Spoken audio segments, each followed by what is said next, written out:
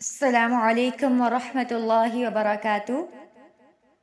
مکائد الشیطان، شیطان کی چالوں کو ہم ڈسکس کر رہے تھے اور کچھ چالوں کو ہم نے ڈسکس کر لیا۔ تو چلیے، ایک نیا دن ہے، کچھ شیطان کی نئی چالوں کو جانتے ہیں اور ان کو خود سے بچانے کی کوشش کرتے ہیں۔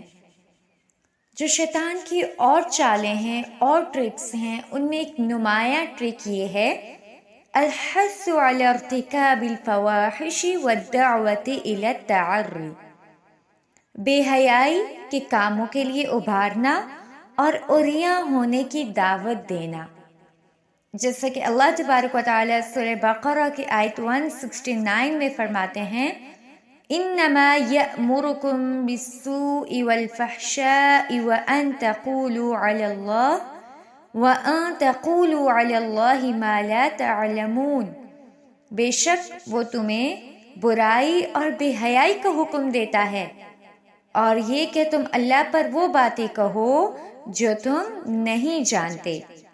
اور اسی طرح سورہ بقرہ کی آیت 268 میں اللہ تبارک و تعالیٰ فرماتے ہیں، الشیطان یعدکم الفقر ویأمرکم بالفحشاء، شیطان وہ تم سے وعدہ کرتا ہے فقر کا اور وہ تمہیں حکم دیتا ہے فحاشی کا۔ تو میرے پیارے ساتھیوں، شیطان کی یہ ٹرک عورتوں میں بہت زیادہ ہے۔ ہر گھر میں عورت ننگی ہے، ہر گھر میں ایسا ہے کہ عورت کا لباس مکمل نہیں ہے، اور رسول صلی اللہ علیہ وسلم نے فرمایا، ایسی عورتیں جو لباس پہن کر بھی ننگی ہوں گی جنت میں داخل نہ ہوں گی اور نہ جنت کی خوشبو پا سکیں گی۔ میرے تمام پیارے پیارے ساتھیوں، یہ بہت ڈرنے کا مقام ہے۔ جیسا کہ میں نے پہلے کہا کہ ہر گھر میں اور تقریباً ہر عورت ننگی ہے۔ تو ننگا ہونے سے کیا مراد ہے؟ مراد یہ ہے کہ کپڑے پہن کر بھی ان کے سارے فیچرز نمایاں ہیں، یا تو بہت باریک ڈریس ہے، یا بہت ٹائٹ ڈریس ہے، یا کمپلیٹ ڈریس نہیں ہے، آدھے بازو ہیں، ہاف کیپریز ہیں، یا واٹ ایور جو بھی فیشن ہے، جس کو ہم نے آج فیشن کا نام دیا ہے، لیکن حقیقت میں یہ شیطان کی چال ہے۔ اور اگر ہر گھر میں عورت خود ننگی نہیں ہے لیکن ان کے گھر میں ایسی پکچرز ہیں، ایسے پوسٹرز ہیں، کہیں نہ کہیں ایسی تصاویر ہیں جہاں کھلم کھلا عورت ننگی ہے، اس کا لباس اتنا گندا، اور اللہ اکبر، آج کل تو عبایا پہن کر بھی سارے باڈی پارٹس نظر آتے ہیں، اتنے ٹائٹ عبایا ہیں۔ تو اپنے ڈریسز کو ہم نے چیک کرنا ہے۔ اسکارف لیتی ہیں، اسٹرالر لیتی ہیں، بہت باریک ہوتا ہے، بہت چھوٹا ہوتا ہے، تو یہ تمام چیزیں اسی میں آتی ہیں۔ بے حیائی کو حکم دیتا ہے، ننگے پن کا حکم دیتا ہے۔ پھر اسی طرح بہت سے کپڑے ایسے چلتے ہیں، جس طرح کاٹن کا ہو گیا یا باریک لون کا ہو گیا، تو ایسا کپڑا بھی نہیں خریدنا چاہیے جو ہم سلوائیں تو کھلے لیکن وہ کپڑا بہت باریک ہو۔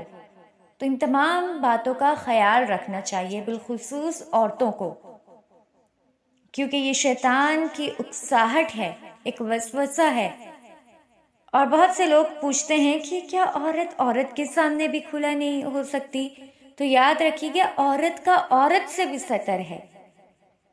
سورہ اعراف کی آیت 20 میں اللہ تبارک و تعالیٰ دوبارہ فرماتے ہیں، فَوَسْوَسَ لَهُمَا الشَّيْطَانُ لِيُبْدِيَ لَهُمَا مَا أُورِيَ عَنْهُمَا مِنْ سَوْآتِهِمَا۔ حضرت آدم کا واقعہ بیان کرتے ہوئے کہتے ہیں کہ شیطان نے ان دونوں کے درمیان وسوسہ ڈالا، ان دونوں کے لیے وسوسہ ڈالا اور ان کی شرمگاہ کو ظاہر کر دیا۔ تو دیکھیں، یہ اٹیک ہے شیطان کا۔ ہمیں کوشش کرنی چاہیے کہ ہم اس شر سے خود کو محفوظ رکھ سکیں۔ مزید آگے بڑھتے ہیں۔ افساد ذات البین، باہمی تعلقات کا بگاڑ۔ اللہ تبارک و تعالیٰ سورہ مائدہ کی آیت 91 میں فرماتے ہیں، انما یرید الشیطان ان یوقع بینکم العداوۃ والبغضاء فی الخمر والمیسر، بے شک شیطان چاہتا ہے کہ وہ تمہارے درمیان عداوت اور بغض کو ڈالے. کس کے ذریعے؟ فی الخمر والمیسر، شراب اور جوئے میں. یہاں شراب اور جوا یہ ورڈز کیوں آئے؟ کیونکہ یہ نفرت کے ٹولز ہیں. تو شیطان حریص ہے کہ وہ انسانوں کے درمیان فساد ڈالے، اور رسول اللہ نے فرمایا شیطان اس چیز سے مایوس ہو گیا ہے کہ جزیرہ عرب میں اس کی عبادت کی جائے، لیکن وہ ان کو آپس میں ایک دوسرے کے خلاف اکساتا ہے. تو آج کل یہ جو ایک مرض ہے، یہ جو ایک وسوسہ ہے، یہ بھی ہر گھر میں ہے. ہر بندہ دوسرے بندے سے تنگ ہے، رشتوں میں بگاڑ ہے، فساد ہے، ناراضگیاں ہیں، حسد ہے. تو یہ بھی ایک شیطان کی چال ہے کہ تعلقات کو خراب کرتا ہے. کبھی بدگمانی کریٹ کر دی، کبھی کچھ چھوٹا سا عیب بہت بڑا کر کے دکھا دیتا ہے، یا کبھی کوئی چھوٹی سی غلطی کو اتنا پرومیننٹ کر دیتا ہے اور اتنا دماغ میں ڈال دیتا ہے کہ لانگ ٹائم پیریڈ کے لیے انسان بھول ہی نہیں سکتا. تو اس کا سولوشن کیا ہے کہ زبان پر کنٹرول کر لیں.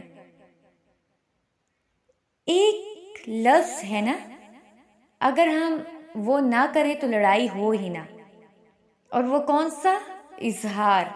اگر ہم اظہار نہ کریں تو نہ لڑائی ہو اور نہ فساد ہو. اور سب سے نمایاں اس میں جو فیول ہے وہ کیا ہے؟ حسد پیدا کر دیتا ہے. حسد پیدا کرتا ہے، پھر انسان سازش کرتا ہے، اور پھر کرتے کرتے نفرت، پھر وہ ظاہر ہو جاتی ہے، پھر جھگڑے، اور پھر آگے طویل ناراضگیاں جنم لیتی ہیں. تو انسان کوشش کرے کہ ایک برائی کو پکڑ کر انسان کو نہ چھوڑ دے، بلکہ انسان کو پکڑے اور اس کی برائیوں کو، اس کے عیبوں کو چھوڑ دے. کسی نے آپ کے ساتھ برا کیا، نو ایشو، آپ اللہ کے لیے معاف کر دیں. دل میں کسی کے لیے حسد آ گیا، صاف کرے دل کو، کہیں یہ تو اللہ کا گھر ہے، اس کو میں نے پاک رکھنا ہے.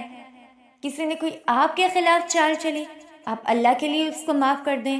آپ اپنی تقدیر پر یقین رکھیں کہ اس کی چالیں بہت کمزور ہیں، اللہ کی تدبیر بہت مضبوط ہے. اور جو بھی جہاں سے آپ کو نیگیٹو وائبس آئیں، آپ اس کو پازیٹیو وائبس پرووائڈ کریں. پھر انشاءاللہ ہمارے گھروں کے اور جتنے بھی ہم سے منسلک لوگ ہیں، ہمارے درمیان کوئی جھگڑا نہیں ہوگا، اور شیطان کی یہ چال بھی ہمارے گھروں میں یا ہمارے رشتوں میں کوئی بھی عمل درآمد نہیں ہوگی. اللہ تعالیٰ سے دعا ہے کہ یہ جو شیطان کی دو بڑی میجر چالز ہیں، ایک اوریائی پر مجبور کر دینا اور دوسرا تعلقات کی بگاڑ، تو اللہ تعالیٰ سے دعا ہے کہ اللہ تعالیٰ شیطان کے ان دونوں شرور سے ہمیں محفوظ فرمائے. آمین یا رب العالمین. السلام علیکم ورحمۃ اللہ وبرکاتہ.